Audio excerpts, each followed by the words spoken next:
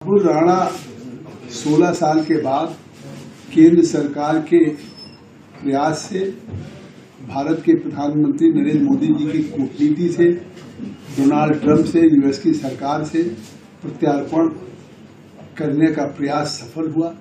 ये देश के लिए बहुत बड़ी उपलब्धि है कि उस मुंबई का जो गुनहगार है, मास्टरमाइंड है, जिसमें 175 बेगुनाह लोगों की मौत हो गई थी, आज उसको भारत लाया गया।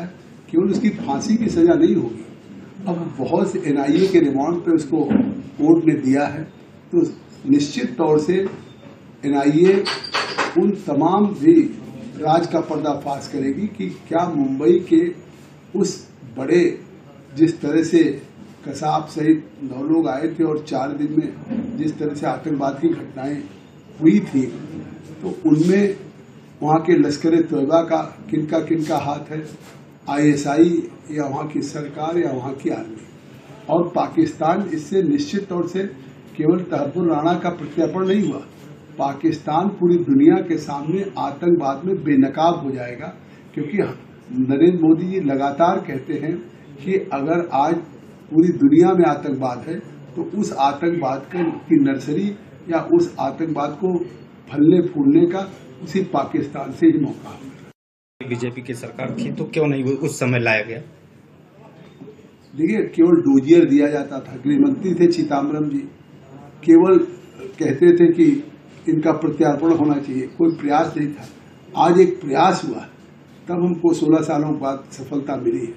और कांग्रेस के जमाने में जिस तरह से आतंकवाद की घटनाएं होती, लखनऊ में धमाका आतंकवाद की, अयोध्या मंदिर पे होते थे, मुंबई में इतना बड़ा आतंकवाद का हुआ। आप याद करिए, पठानकोट पे हुआ था, दिल्ली में कई जगह हुआ था। तो कांग्रेस यूपी की सरकार में आतंकवाद के घटनाएं न केवल सीमाओं पे जम्मू कश्मीर में या कहीं होता था, बल्कि देश के किसी भी राज्यों में हर आदमी भयभीत था, सुरक्षित था।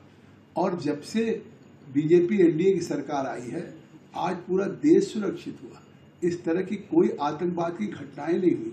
अरे जम्मू कश्मीर, जहां सीमा पार से आतंकवादी आते थे, आज जम्मू कश्मीर में आर्टिकल 370, 35A के समाप्त होने के बाद वहां भी एक पत्थरबाजी की घटनाएं नहीं हुई। अगर कोई आतंकवादी आ भी जाता है तो आता तो अपने चल के पैरों पे, घुटनों पे, लेकिन जाता है लाश के रूप में।